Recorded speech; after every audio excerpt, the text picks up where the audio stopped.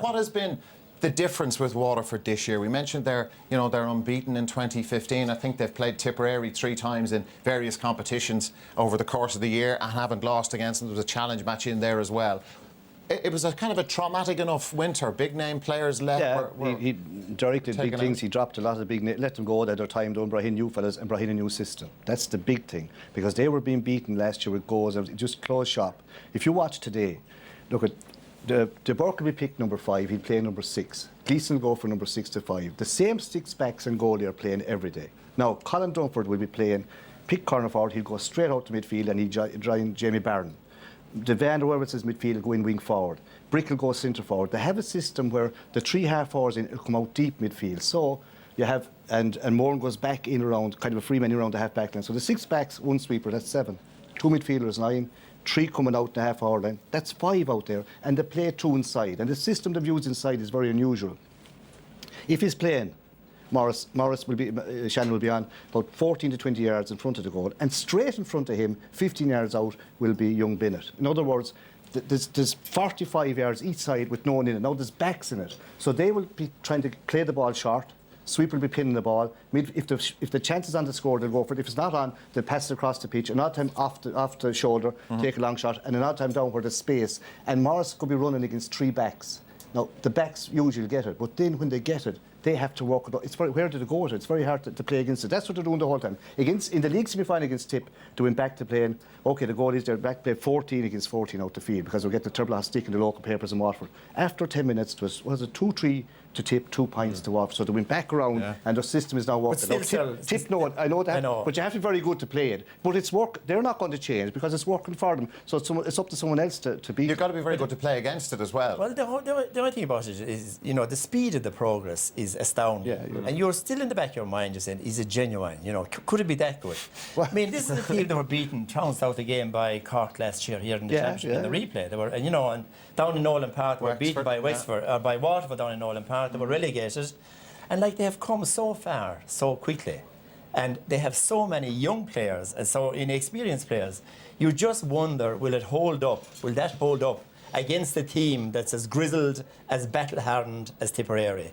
That is the doubt I have in the back of my mind coming in here today anyway about Waterford. Yep. Yeah, I like that, but I think Waterford, one of the best things that happened to them actually last year was they were relegated. They went back to Division 1B and they've really made progress. They're the only unbeaten team in the championship. You talk about the defence, all those backs have played in every league match and championship match. No other team in the country can say that.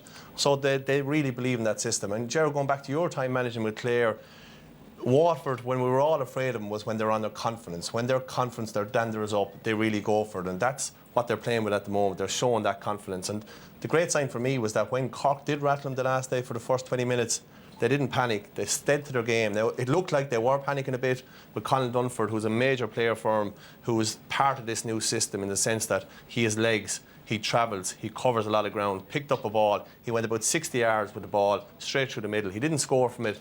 It opened up, looked like a goal opportunity. And I think they got great belief from that. They said that this can work for us. And ever since that day... And you're right. And as well as that, when they lost Pádraig Mahoney, the their most influential player, you could say, and free taker, to lose a player like that, just as the championship was about to start, would be a hammer blow for most teams, even experienced teams. But they just carried on regardless. Because, as you said, Cyril, the system... their system is working, but the big thing is this. If Hawkeye wasn't around last year, there's a fair chance that Tipperary would have been All-Ireland champions. And going back to Gerard's point, they are playing a team now that are probably at the moment the top 2 teams in the country, I'd say. Kilkenny 1, Tipperary 2. Yeah. They're the benchmark as far as I'm concerned. The rest are kind of catching up. This is a big test. And that's why I think that Tip have to win more. They needed more than Waterford at this stage. Now, Tip will be working very hard too. You have Brendan Maher playing centre forward. Now, look at. He's a good player. He's more natural in the backs midfield, but he goes out deep midfield. Bonner Maher goes in there. Bubbles Dwyer, pick corner. He'll come out as well. They're all doing their own systems and they're counteracting. What I'm looking forward to today is Waterford can't afford the Pádraig Maher.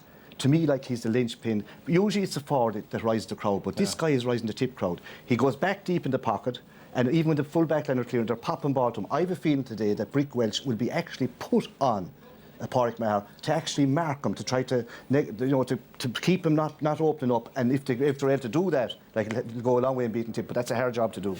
Looking forward to it immensely. I think you can hear the three lads would want the ball thrown in right now. Let's get going, but we have to wait till 4. With Tipperary, he was last year's All-Star goalkeeper and he remains Tipperary manager Eamon O'Shea's #1. It's Darren Gleeson from Portroe. The good news story of the day is the fact that Cathal Barrett returns from a shoulder injury to regain his place in the Premier County's full back line. It's a big day to be a championship debutant, but that's the situation for Ballina's Michael Breen. He will wear #4, but will play wing back. Tipperary have a powerful centre-field pairing of James Woodlock and Shane McGrath. The team will be captained once again by Boris Lee's Brendan Maher, who has switched this season from a defensive role to leader of the attack with ease and style.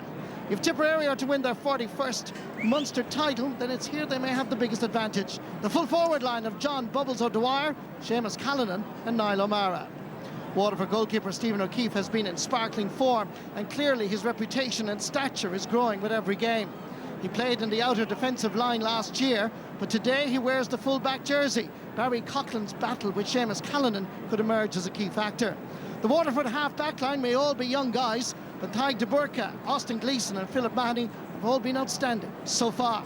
But this is their biggest test. Waterford manager Derek McGrath has paired these two hurlers at centre field. It's Jamie Barron at 8, and one late change sees De La Salle man Eddie Barrett join him in the middle of the field. The team captain is Kevin Moran, and his presence on the field is vital as he has the talent to play anywhere. The second highest scorer in the Munster Championship this summer is Maurice Shanahan, who scored 1-9 against Cork, and he's named to the team but will wear #21.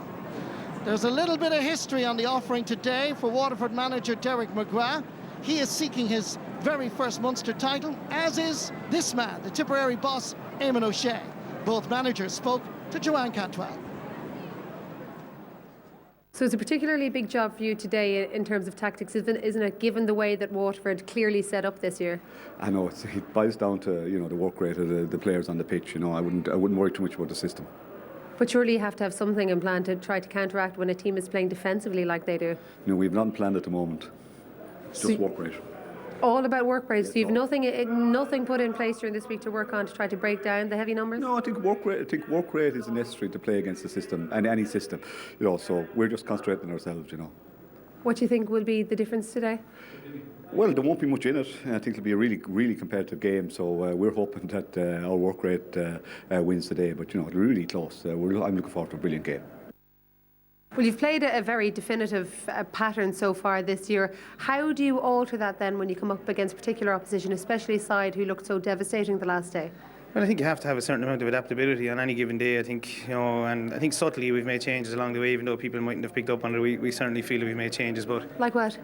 Well, defensively, I suppose we made subtle changes in terms of people being targeted as relative sweepers, and we just feel we're playing deep as opposed to playing with any kind of system, if you like. But that's for the expert analysts to kind of survey and decipher over.